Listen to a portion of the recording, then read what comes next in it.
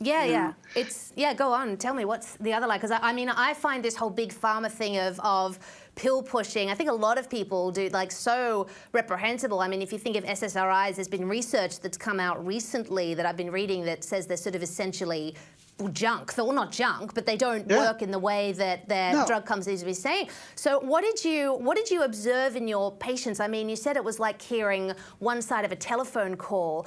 What brought you to realize that this was more of a spiritual problem and that these weren't just hallucinations, they were, you know, entities outside of the patients?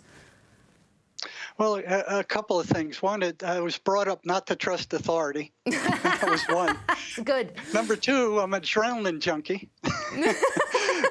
and number three, I was curious about why this is happening to mentally ill people. You know, why? Because, you know, you read all this stuff in the psych books, and they're good at describing these different mental illnesses, but they don't have any causes attributed to them at all. Yeah. You know, other than their biochemical imbalance thing.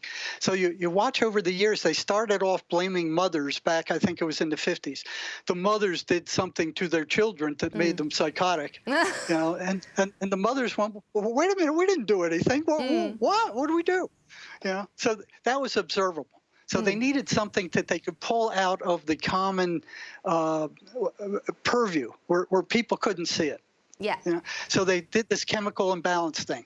Now, you know, the people on the front line couldn't measure chemical imbalances. Psychiatrists couldn't do that. Counselors couldn't do it. Doctors couldn't do it.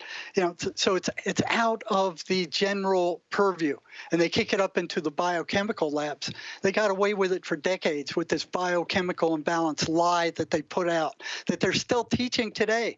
They're still putting it out there. They're even advertising. I got from Cleveland Clinic. I pulled up an internet article not too long ago. They changed their tactics a little bit. They went, well, it is suspected now that it's a chemical imbalance. Yeah. You know, so before that they were using genetics.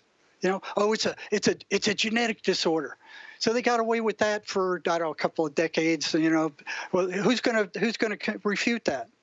It's got to be geneticists. Yeah. The geneticists finally got around to investigating it, and they went, hey, we don't see any gene for schizophrenia here. We don't see it. It just doesn't exist. So the big pharma and the psychiatric mafia went, oh, it's not just one gene. It's this whole intertangle of genes that nobody could figure out, but it's the genes. We know it's the genes. It's got to be the gene.